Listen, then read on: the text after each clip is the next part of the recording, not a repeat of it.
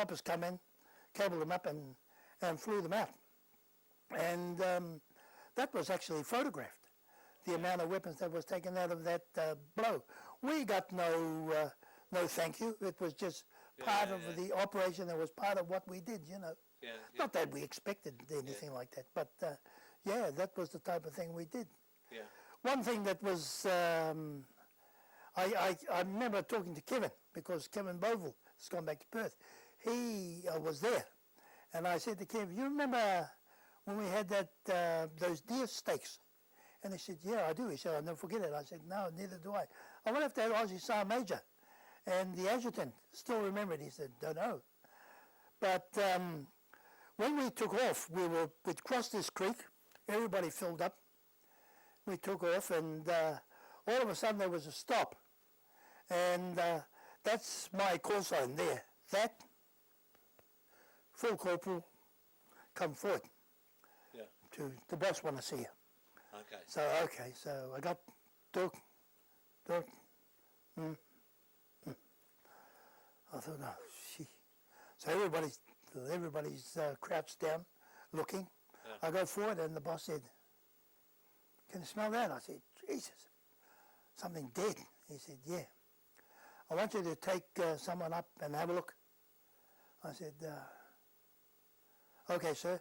And I'm a little bit averse to dead people. I don't like dead people. So I said, okay, sir. So I called Pat up. Pat, come. And he said, what's wrong? I said, we've got to go and have a look at the smell. He said, they're dead people. I said, what the hell are you worrying about? Leave me. I said, no, you also go and have a look. So we went in, and there was an grenade strike. Helicopters must have done a strike there. Must have done a strike on the scene. They weren't people, they were animals. There was deer. There was a deer there, and there was some monkeys. And that's what the smell was. And I said, oh yeah. And I said, hang on. And the deer he must have got him in the side of the skull, but he was laying over. You couldn't see nothing, but you knew there was deer because it was full of maggots under here. And everything else was good. And then I said, our Golics, we had a jungle knife called a Golic, and mine was sharp. Everybody, all the Kiwis ones were sharp, because if there was nothing, we sharpened them. Nothing to do, we sharpened these Golics. You see? Mine was sharp. You could have a shave with it. So I went over and I cut the back of the deer down the side. I cut a big strip down here and down here on the other side, and cut through it like that. And I took out the back steaks, both sides. And Pat said, "What are we going to do with that?" And I said, "We're going to eat them." I said, "You smell it."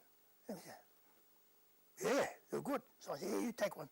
So he took one. He took his socks out, put it into his sock bag. I did the same. Wrapped them up, and we took off. When we got into our base camp, we're sitting there, and I cut a piece of this steak off. Just a piece of steak. And we had butter, little sachets of butter. Put the butter in, and I was cooking this thing, and the bloody Sergeant Major, he smelt it. There was a Sergeant Major behind me. He had a pit behind me. And he said, "Gov." I said, "Sergeant Major." He said, "What are you eating?" I looked at him and I said, "You don't want to know." And he said, "I bloody do, boy." And I said, "Come over here." So he come over, and there was this bloody steak in my mess tin, frying away. I cooked it up. Then I pulled it out. I had an old door. I found an old door, and that's what I was sleeping on. It was also my table. So I put it down, and I cut a bit of the steak. I said, actually I cut it in half. I said, "Here." And he grabbed it, hand first. He said, "Oh, shit." He said, "Where'd you get this from?" He said, "Oh, hell, where'd you get this from?" I said, "You know that smell back there?" He said, yeah, I remember that. I said, "Well, this is it." He said, "God," he said, "You bloody cannibals, you buggers. They told me you fellas was cannibals." I said, "Well, if you don't like it, give it back." He said, No. And I said, he said, "You got any more?" I said, "I got plenty." He said, "Where?" I said, "Here." I took out this back steak. It was about that big, that long. And he said, "Give me some or I'm going to report you." I said, "Report me for what?" He said, "Desecrating an animal." And I said, "What?" And he said, "Give me some." So I said, "Okay." Yeah. We had a laugh about it. So I cut off a big chunk of it. Well, bugger me daisy, he must have told the adjutant, captain. And he come down and he said, What's this, State Corporal? He called me, because he wanted some, so he called me Corporal. I said, gee, sir, I haven't got much left. He said, how much you got left? So I took it out, it was about that much. I said, what? Enough there to feed the battalion. I said, well, I'm not going to. So I said, some agent tell you where it come from? He said, yep, all right, give me some. So I said, sir, yes. I said, please, don't tell anybody else. I said, I haven't got much left. And he said, okay, no, I won't. So, yeah, and I told Kevin about it. I said, remember that? He said, yeah, best feed I ever had. Yeah. Yeah. So you'd miss some foods, I suppose, out there, would you? Yeah, we, there was a package. They still do it today. The RSA, RNZ RSA, still set up a package, and that package is sent to Afghanistan or to our troops all over, and they're all over the place. Yeah. But this little package is sent away. There's Menties and juicy fruit chewing gum, I think, and well, there used to be Marmite.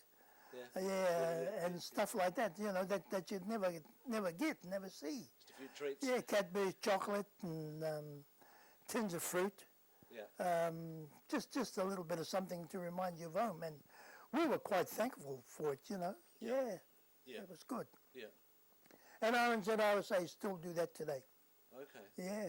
Yeah. And often at our meetings in Wellington, you'd get a thank you note from some officer somewhere, you know. Okay. We'd just like to say, on behalf of the troops, thank you for sending us the packages. Okay. You know, something we look forward to. Yeah. Appreciate it, eh? Yeah. Yeah. Which is good. Well, yeah, I guess I didn't say thank you. I'm not too sure who did. Perhaps somebody did say thank you, but maybe we took it for granted back then. Yeah.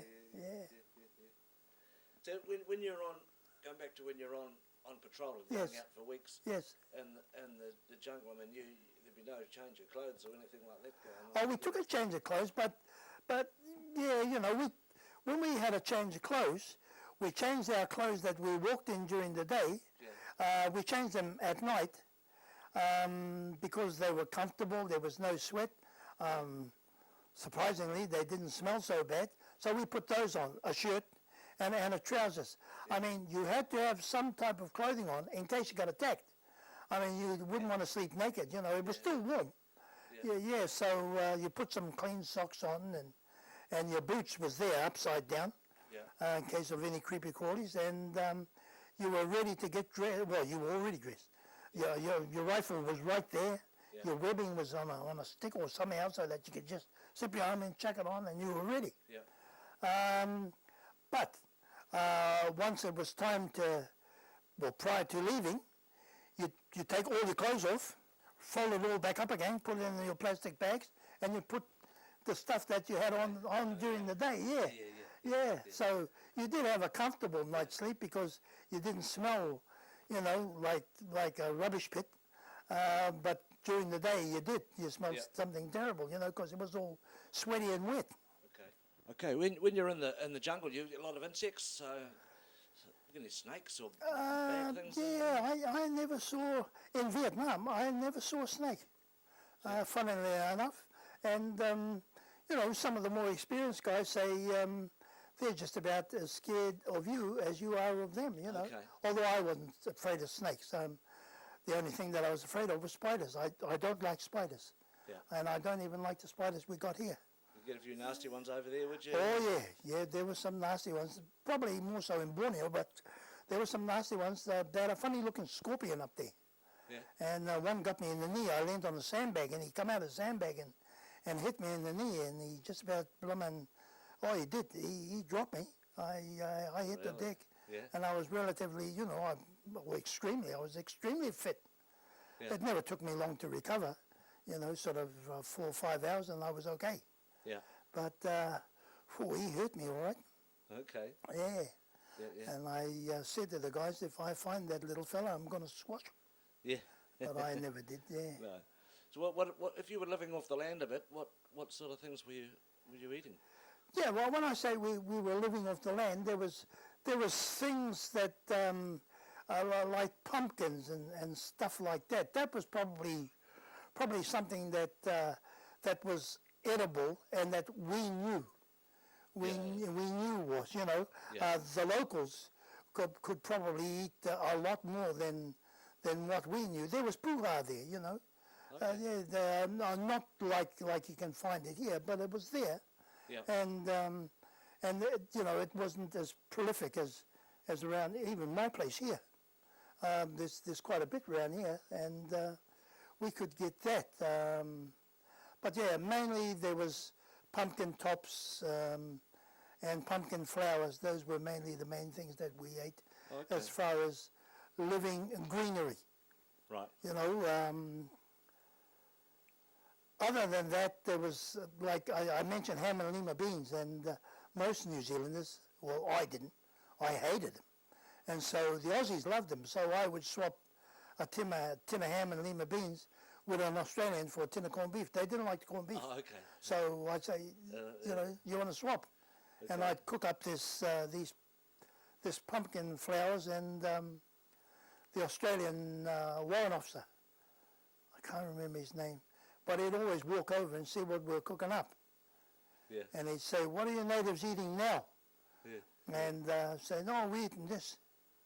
You know, what's that rubbish? Yeah. This pumpkin flowers, you don't eat that. I said, "We do."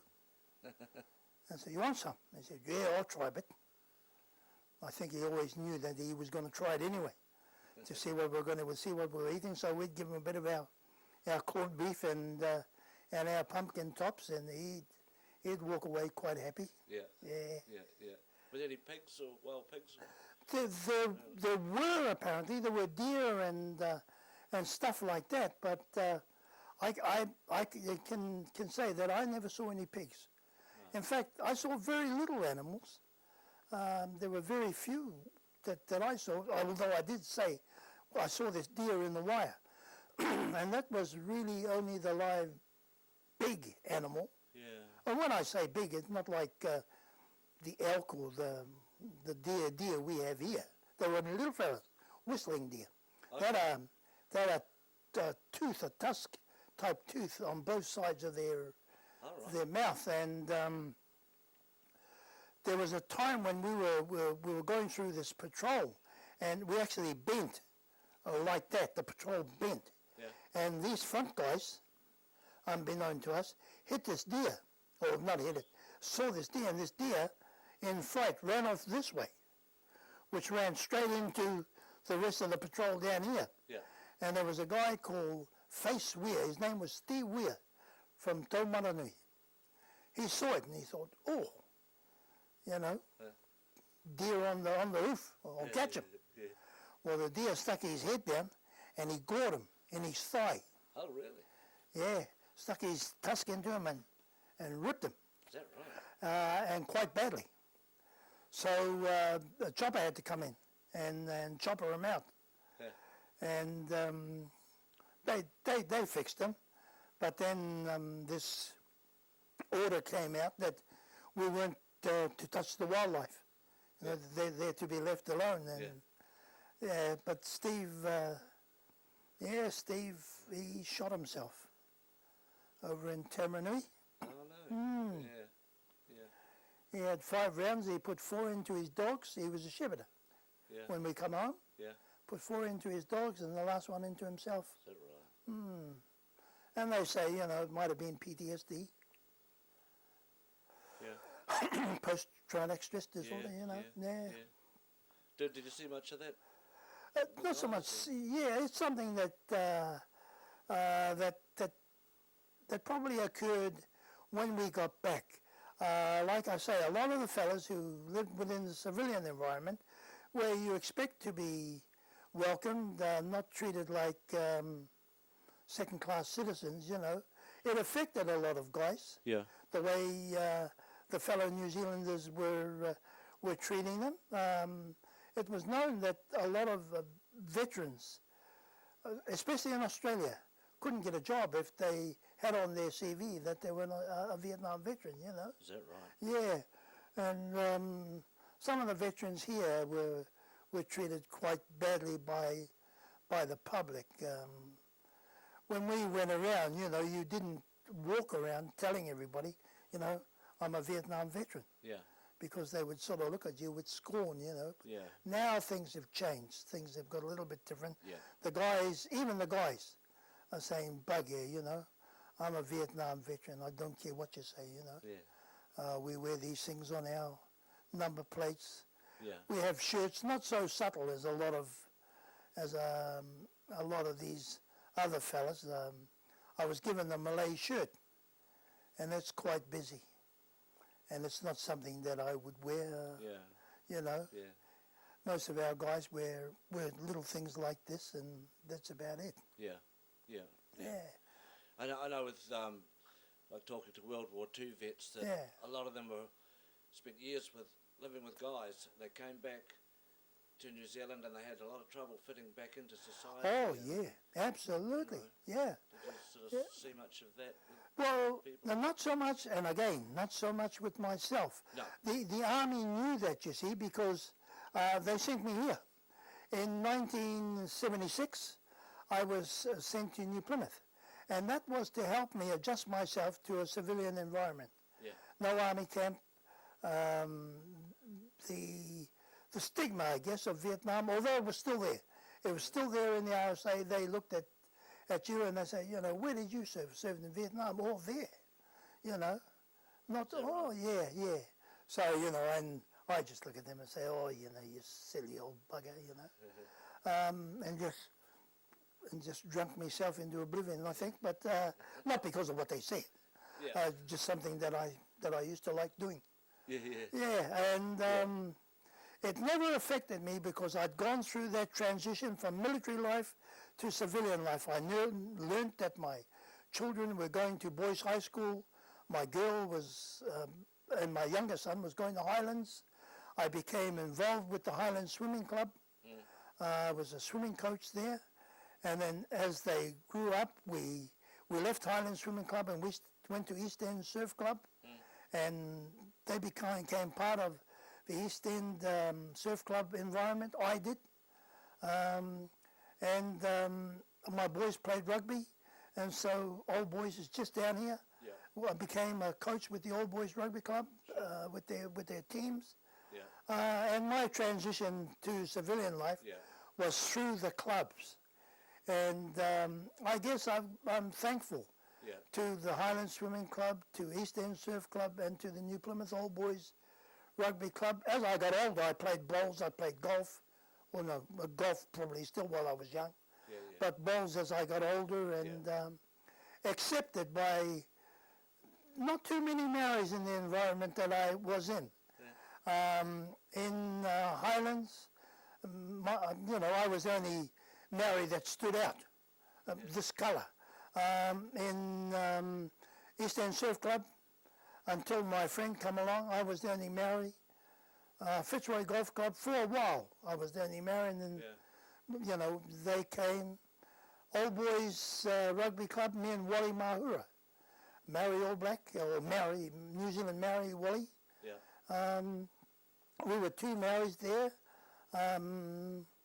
West End Bowling Club, I was the only Maori. Yeah. And so, you probably know, if you walk around Taranaki, for example, very few Maoris get involved with, they are now though, but back then there was very few Maoris getting involved with clubs, you know. Yeah. In the RSA, I was the only Maori of any, I hate to say significance, but I became involved with the RSA, and you may have seen. Yeah.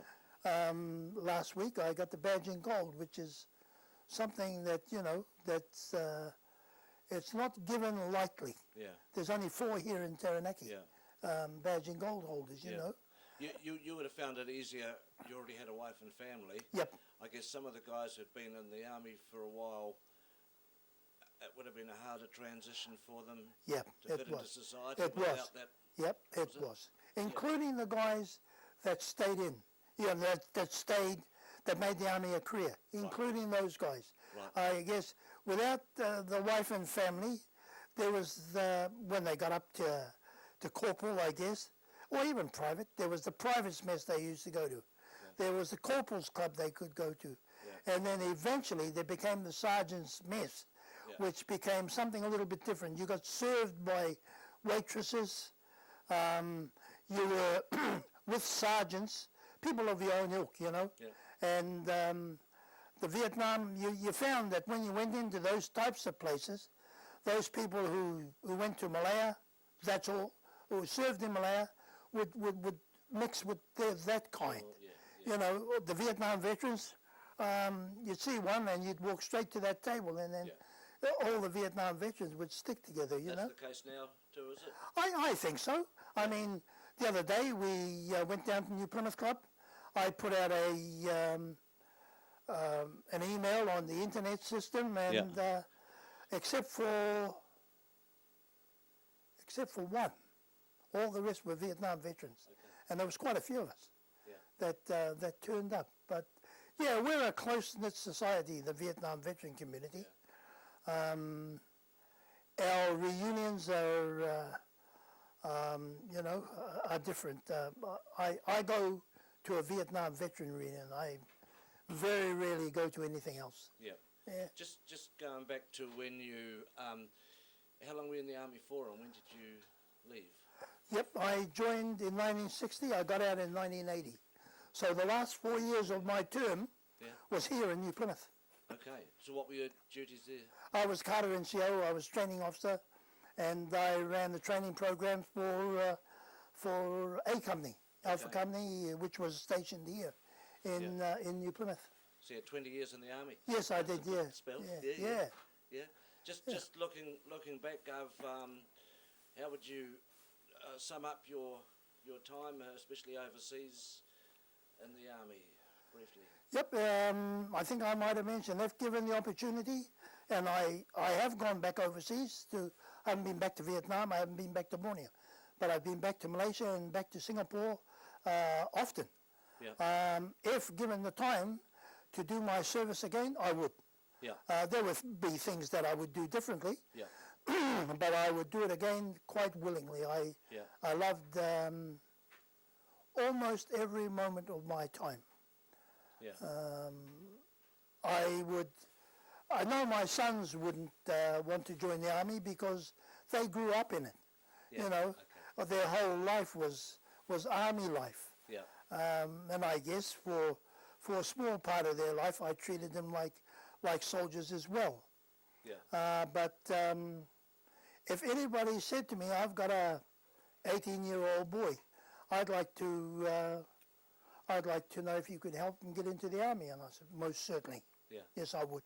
Yeah. And I still know people now today who I recruited, and are now in positions where they would help. You know. Yeah. It's a little bit different now, though. But I think it's a good life. I mean, if I hadn't joined the army, I think I might have got a bullet. Or I would have gone to jail. You know. Yeah. Okay. Hey, look, thanks very much for your story, Garth. Yeah, very welcome, Ray. Appreciate it. Yep.